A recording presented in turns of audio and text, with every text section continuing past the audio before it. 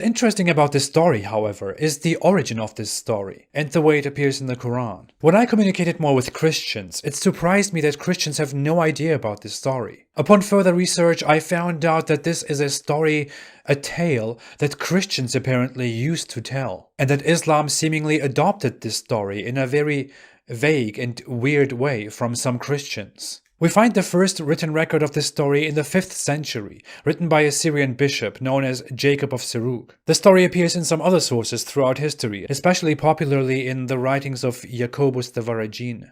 The actual story is about 7 young men who lived in the Roman Empire, in the city of Ephesus in today's Turkey, in the time of Emperor Decius, who reigned from 249 to 251 AD.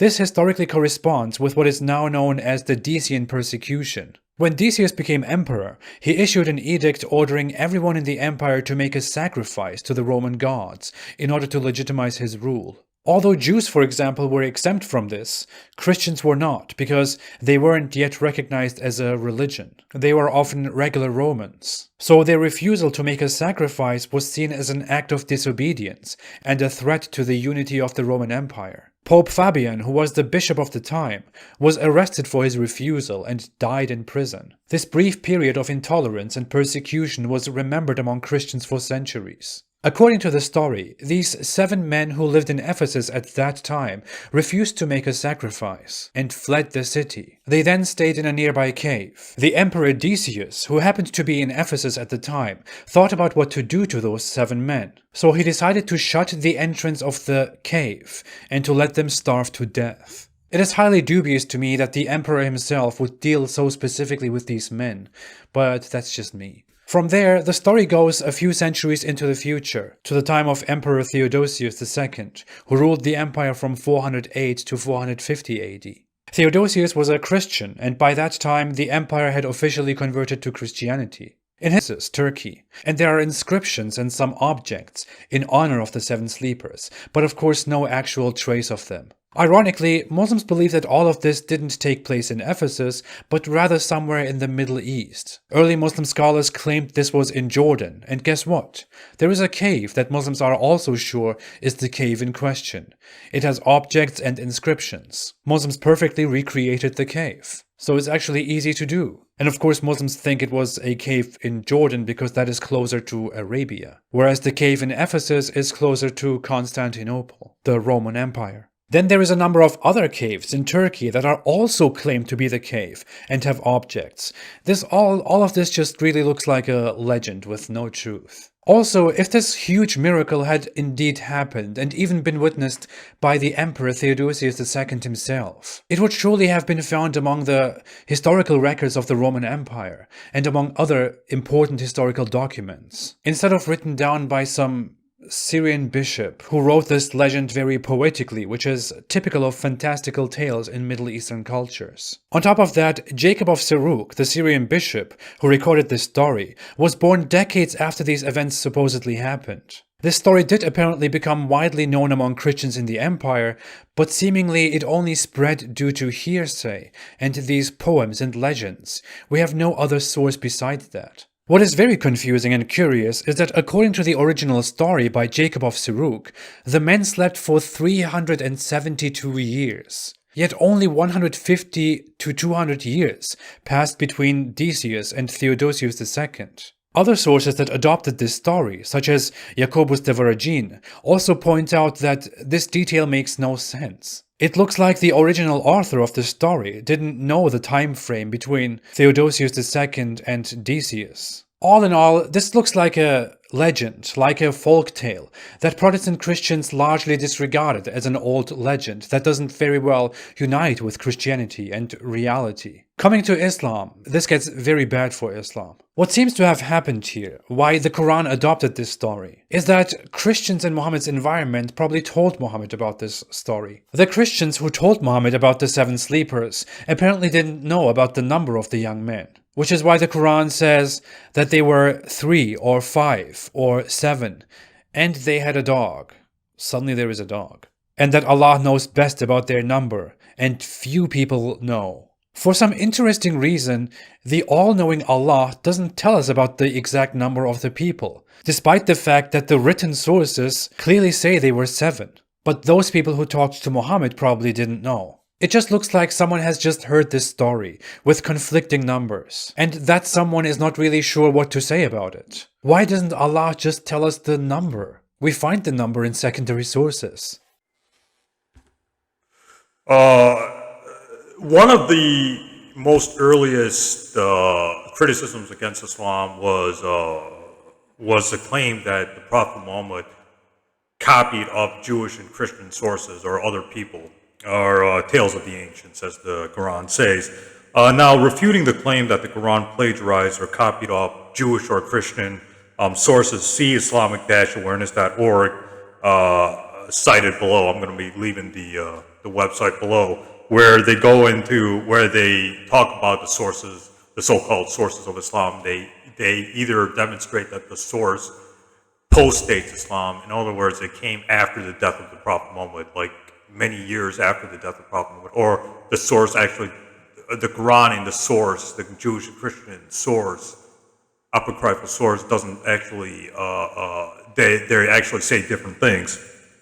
So I would just recommend Islamic-awareness.org for refuting, most of the claims that the Quran copied off these Jewish and Christian, or they go into specific points, that the critics go into. But anyways, getting back to Apostate Prophet. Now, Apostate Prophet is literally like one of the worst critics of Islam, or he's one of those, ex-Muslims, who left Islam and now like criticizes Islam because he has nothing better to do. Or he just wants the fame or attention or the money. I don't know what his reasons for leaving Islam was, but anyways, he's one of the worst. He's just as bad as Abdullah Samir, as in none of his material from his videos is unique. It's all plagiarized off either Answering Islam or David Wood or Robert Spencer. Anyways, like Apostate Prophet doesn't bring anything new to the table, right? He just plagiarizes. He's already refuted arguments, but this specific story, or this specific argument of his hasn't been refuted, or I haven't seen any kind of sufficient refutations for this argument. So this is going to be my 2 cents, or this is going to be my refutation to this claim. So basically, Apostate Prophet. So basically, the critics say this, right? That Muhammad invented the Quran. The Quran didn't come from God, but it came from Muhammad, because what they argue is that Muhammad heard the stories. They'll say Muhammad heard the stories of the Alexandrian romance incorporated into the Quran 18. Muhammad heard the story of the 7 sleepers of Ephesus and put it into the Quran, etc., etc. So they'll say Muhammad just heard the stories and just pass it off as revelation. In other words, Muhammad just plagiarized the Quran. That's basically the gist of the argument. Now it is. Now let's really look into this claim, right, and see if it holds up. Now, it is true. Now let me just get into the fallacy of this argument that Muhammad copied off Jewish and Christian apocryphal sources. And he basically copied off fictional sources, because what the critics will say is that these Jewish and Christian apocryphal stories that are found in the Quran are fictitious. So Muhammad couldn't tell the difference between history and fiction and just put it all into the Quran. And I think that's Apostate Prophet is basically saying the same thing here. Same thing here. He's saying that the story is false or it's nonsense, and Muhammad just heard the story and put it into the Quran. Now, Apostate Prophet, now getting to this specific point, Apostate Prophet basically commits a fallacy called the genetic fallacy. What is the genetic fallacy? The genetic fallacy is something claims something from X. Let me just give an example. The genetic fallacy is like this. My teacher said 2 + 2 = 4. My teacher was a bad person. Thus, what the teacher said about 2 + 2 = 4 is false. So basically, you're attacking the source of the claim, saying the source is bad, therefore the claim of the source is false. So that's a fallacious argument. That's called the genetic fallacy. The story the story of the seven sleepers of Ephesus. So basically, all right. Let me just get into the genetic fallacy. Let me just say one final thing about the genetic fallacy. Genetic fallacy. Anybody who says that the Quran copies off Jewish and Christian sources, apocryphal sources, and is copying these fictional stories is false, is committing a fallacy. It's called a fallacy. It's called a genetic fallacy, because not everything in the Jewish and Christian apocryphal sources is false, right? So there could be some history, there could be some true stories in there. If you read the Gospel of John, if you read the ending of the Gospel of John, and I'll just read it real quickly. Let's see.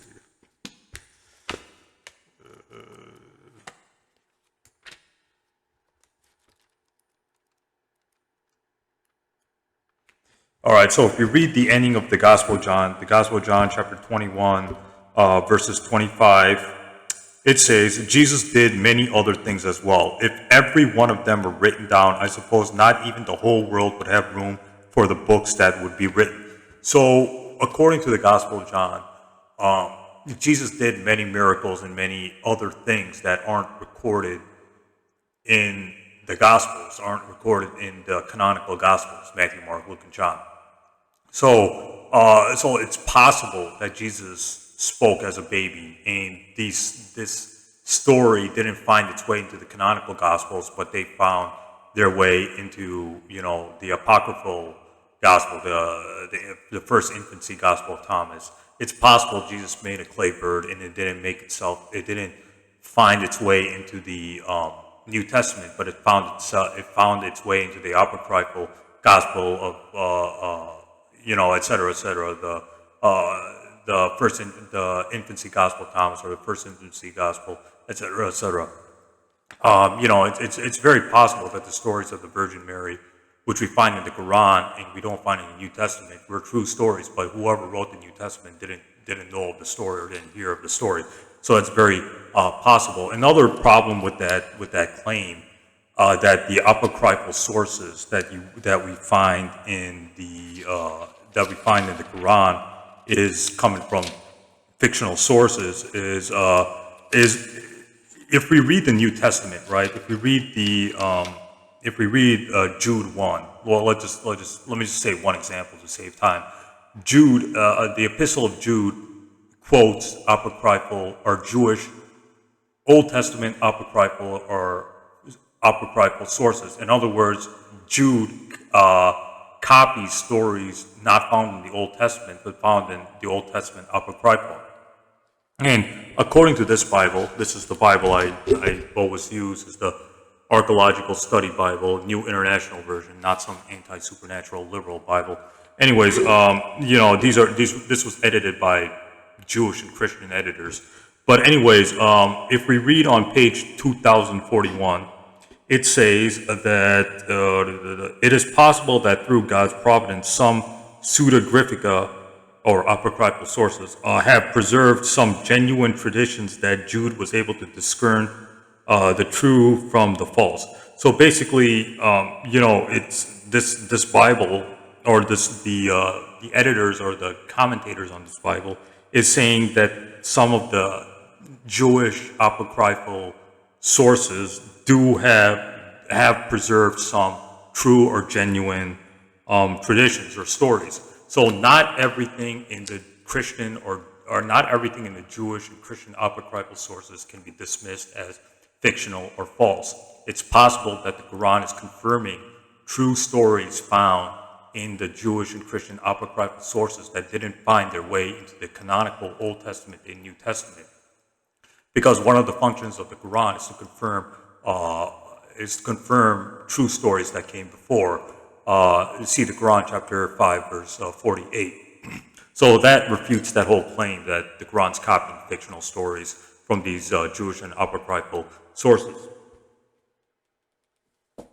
So getting back to the whole seven sleepers of Ephesus. Now the story Now let me just get into where the story was first recorded. The story was first recorded by Jacob of Syro, a 5th century Syrian bishop.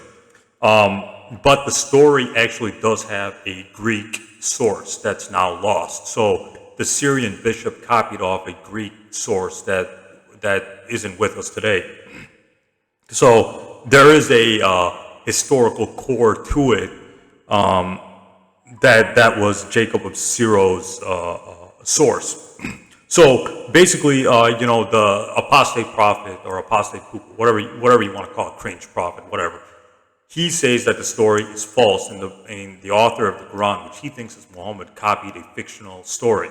Now this is false because the story does have some historicity and archaeological evidence to support it. Because there's a cave in Turkey which is dedicated to the 7 sleepers of Ephesus. So the cave was later on turned into a church. So if the story was completely false or fictional, why is there a site or why is there a church completely dedicated to these 7 sleepers? So that shows that the story does have some historical veracity to it. And I'm going to be showing the picture. I'm going to be showing the pictures of that cave right now.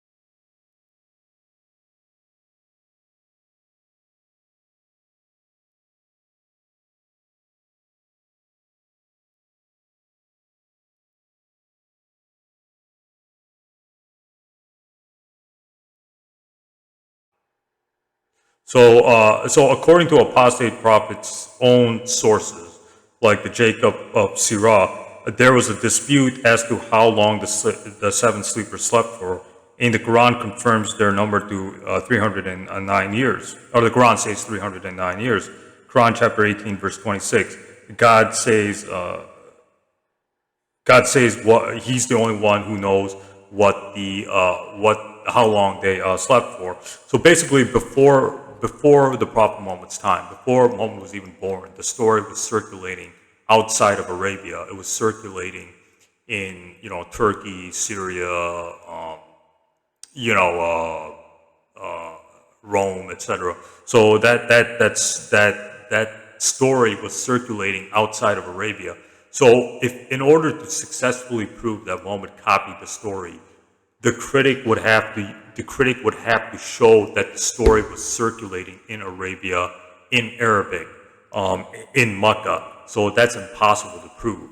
And another thing is, there's a atheist website called wikiislam.org, and this site basically uses the engine of Wikipedia to run its run its content. But so it looks like a Wikipedia page.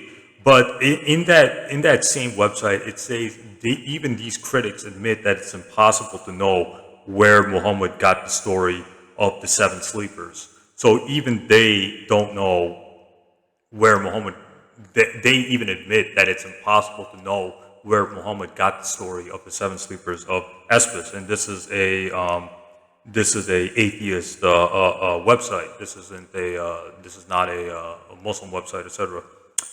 So basically, the Grotto of the 7 sleepers of Ephesus. So basically, the story is not fictional, like Apostate Prophet claims, because located just outside the ancient city of Ephesus in Turkey, the cave or the church of the 7 sleepers of Ephesus is a network of catacombs, tombs, and graves around a cave on an eastern slope of a hill. Archaeological evidence collected in the 1920s has verified that some of the tombs of the site of Ephesus date back to the middle of the 5th century, but it also showed that the cave was in use at least 200 years prior. Among the items collected were pottery shreds with Christian symbols, along with inscriptions on the walls. And this is important. This is an important part, which I'll get to later. Dedicated to the seven sleepers. And the source for this would be, hang on, let me look up the source real quickly here.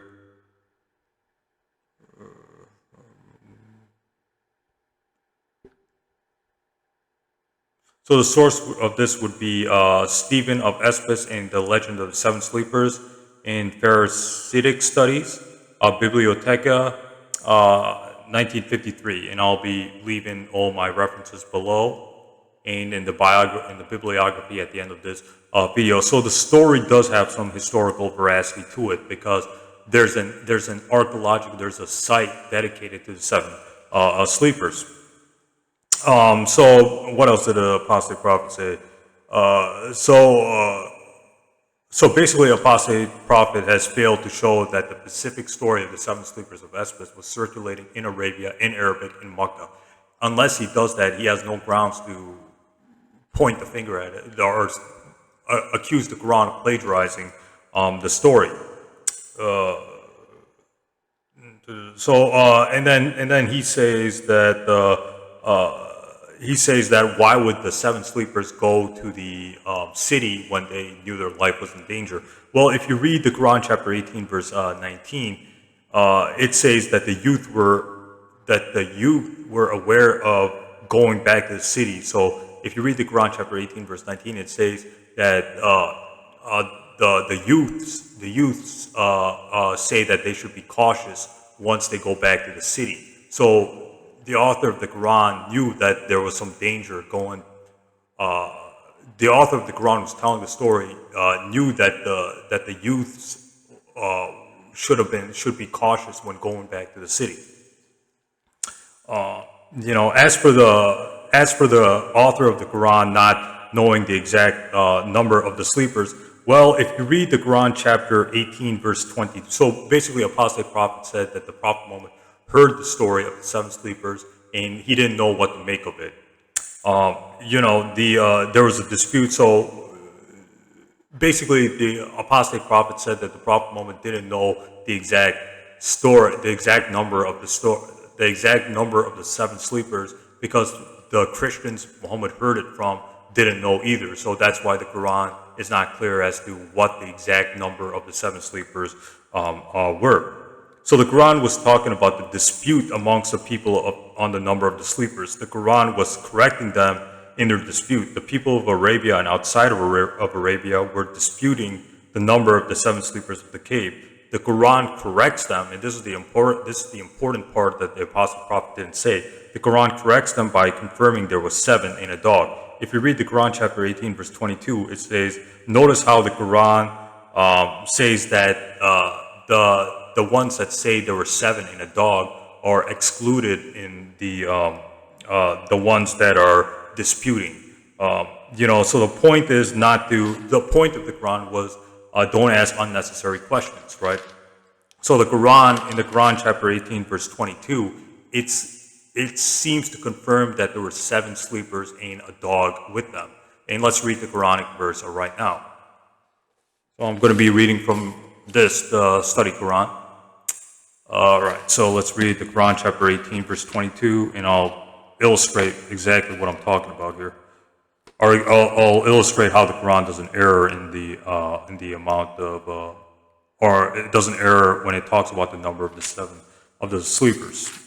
Let me just get to it real quick. Okay, in the Quran chapter 18, verse 22, it says, "They say they were three, and the fourth was their dog, and they say five, and the sixth was their dog, guessing at the unseen." And now this is the important part that Apostate Prophet completely misunderstood. "And they say seven, and the eighth was their dog." So notice how the people who say seven and the eighth was their dog are excluded from those guessing at the unseen. So basically the Quran is confirming that their number was seven, that there were seven sleepers and there was a dog with them.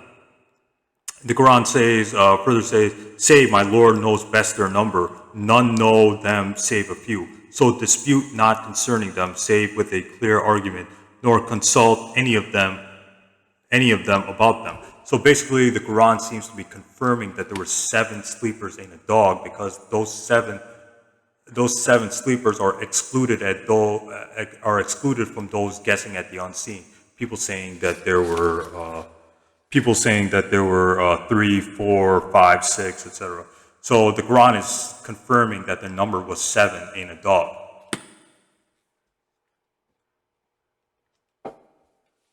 So basically,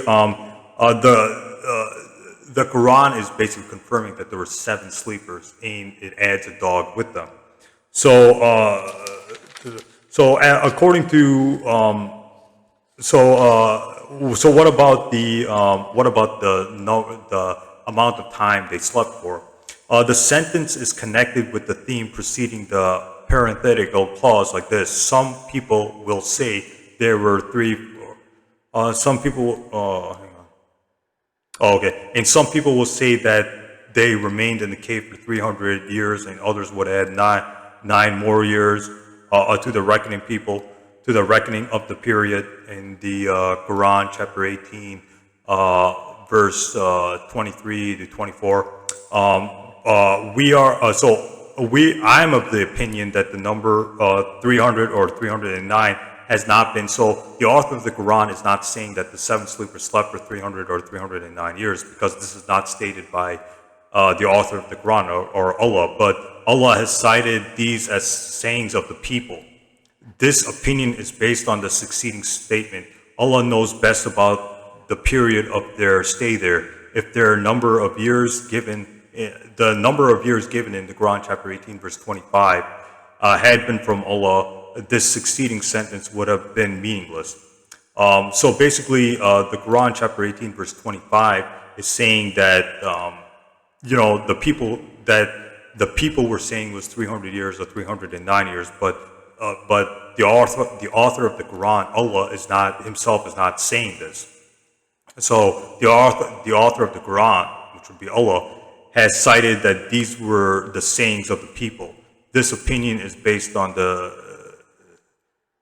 so if you read the Quran chapter 18 verse 25, it says God knows best about the period of their stay there. So Ibn Abbas, who wrote a commentary on the Quran, says in the Quran, or his comments on the Quran chapter 18 verse 25 says that this has been opinion, that this is not the saying of Allah, but that of the people, which has been cited as part of the story. So only God knows the amount of time they slept for. The author of the Quran is saying that only God knows the amount of time they slept for, and there were people before the rise of Islam saying that they slept for 300 years or 309 years, etc. So if we go back and if we read the source of the story, which would be Jacobus of Syria, the Syrian bishop that I just quoted, it was basically saying that it was basically saying that there was a dispute before Muhammad was born about how long they slept for.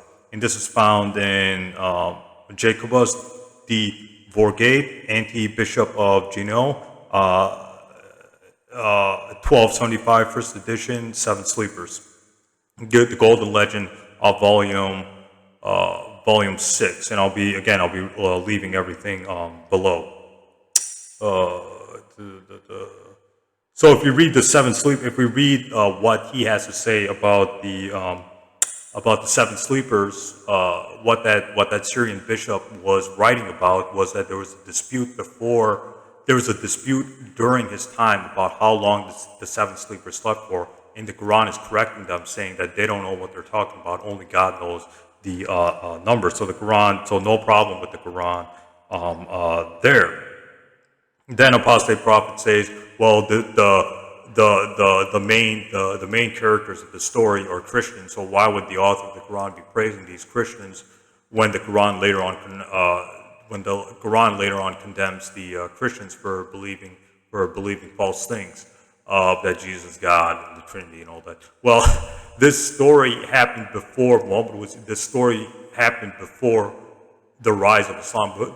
This story happened before Muhammad was born. So the Quran is praising them for staying true to their belief system before the rise of Islam, before the rise of the Quran, before the rise of Muhammad. Because the people before Apostate Prophet doesn't understand Islamic theology, because the people before Islam, the Christians before Islam, are the ones who are following their prophet, which would be Jesus. So these Christians were following the teachings of Jesus and refusing to sacrifice to pagan idols. That's why they fled that area and they went into the cave to protect to hold strongly in their faith in Jesus. So this was before the rise of Islam. So in Islamic theology, anybody who follows the ways of their prophet, in this case, their prophet was Jesus, because Jesus came before Muhammad, they're the ones who are saved, or they're the ones who gain salvation according to Islamic theology. See, this is why Apostate Prophet doesn't know what the hell he's talking about, because he's just getting a lot of stuff wrong when it comes to basic Islamic theology. Any 10-year-old can tell you this, right? So even like little Muslim kids know more Islamic theology than the apostate prophet. So getting back to this claim that that the Quran, that Muhammad just copied off Jewish and Christian apocryphal sources. Now, this did bother me at first when I started looking into the sources of the Quran, etc.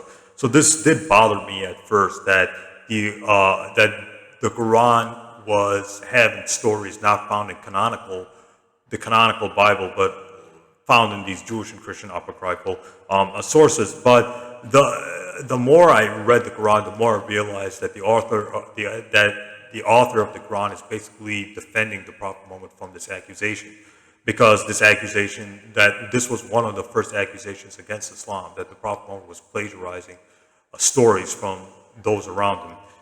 According to the Quran, chapter 11, verse 49, the people during Muhammad's time did not know the stories of the Jews and Christians. So basically, the Quran, chapter 11, came down in Makkah. So the Quran is divided into two praises: the Meccan verses and the Medinan verses. So the Quran, chapter 11, verse 49, is saying that the people during Muhammad's time did not know the stories of the Jews and Christians. This verse implies that the Prophet must have received these stories from inspiration. If the story of the seven sleepers of Ephesus was known to the Meccans or the people around the Prophet Muhammad, then Muhammad would have been called out for plagiarizing off them. But nobody accused the Prophet Muhammad of copying off specific people. So the Quran, chapter 16, verse 103, states that these Jews and Christians didn't know Arabic, and the author of the Quran and Muhammad only knew Arabic. So basically, in the Quran, chapter 16, verse 103, it says that these Christians weren't speaking the language of the Quran. These Christians were speaking in a different language, probably Syriac or Hebrew, and Muhammad only knew Arabic. So if the Prophet Muhammad was really plagiarizing off these Christians, then he must have secretly known Syriac or Hebrew, but there's no evidence that Muhammad knew any language besides Arabic.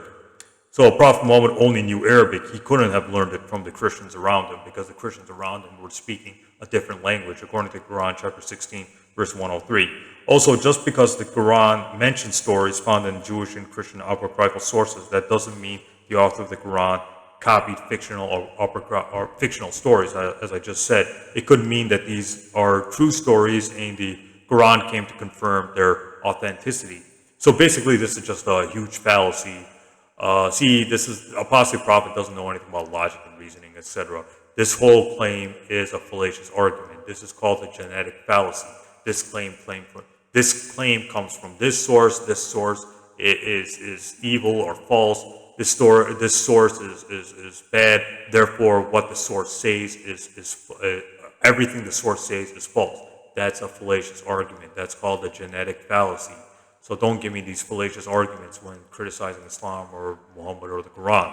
So because, like I said in that Bible I just showed, that even biblical scholars, even conservative Judeo-Christian, Jewish and Christian scholars admit that there are apocryphal that these apocryphal sources, that these Old Testament apocryphal sources do contain some historicity to them, because the authors of the New Testament, which would be Jude and 2 Peter, etc., quote from these apocryphal sources. So not everything in the Jewish and Christian apocryphal sources is false or fictional. There could be some true stories maintained in there, and the Quran is basically confirming their true stories.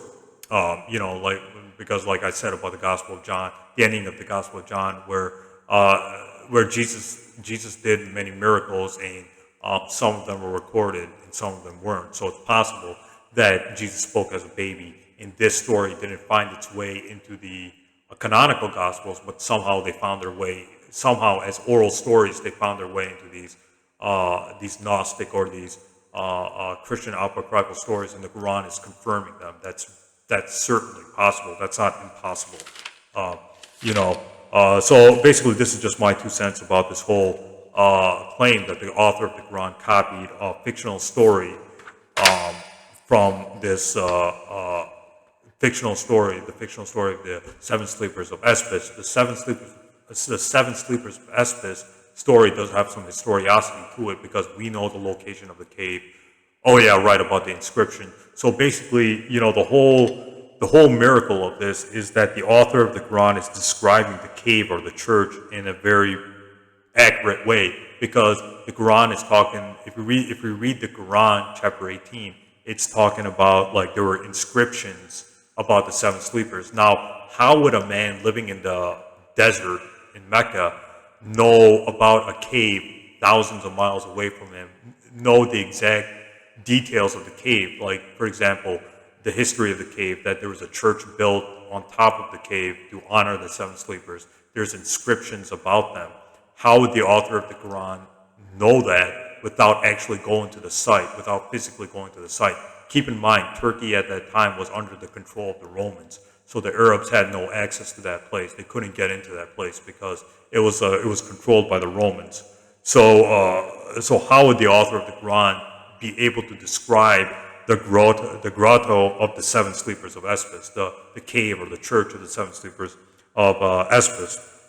So this is further indication that the author of the Quran,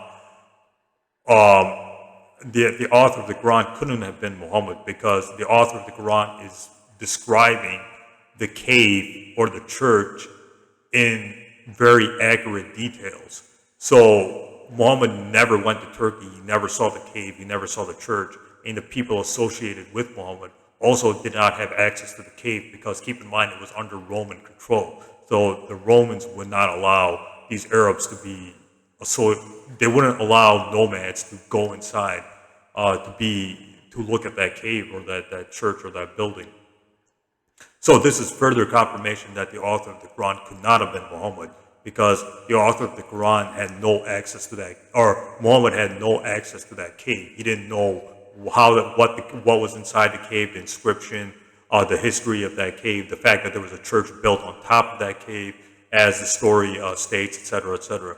So the author of the Quran is describing that church or that building in a way, in a very accurate way, where, like, the author of the Quran knew the exact contents of the cave and how it was structured, what was inside this inscription of the cave, the history of the cave, etc. So this is a very accurate detail that the author of the Quran couldn't have known, that Muhammad couldn't have known without some supernatural help. So this is further indication that the author of the Quran couldn't have been Muhammad. There's some supernatural source behind it. So this is just my 2 cents, or this is my brief refutation of this whole thing with Apostate Prophet. Apostate Prophet has come up with, has basically plagiarized the argument, because this argument has been going back, a few years before Apostate Prophet Basically this whole argument started with I believe it's a Christian, Tisdall. Tisdall was the first one who said that one would copy the story of the seven sleepers from Christian sources. So Apostate Prophet just plagiarized this already known argument. So this is just my brief refutation to it. Stay tuned, a lot more videos up ahead.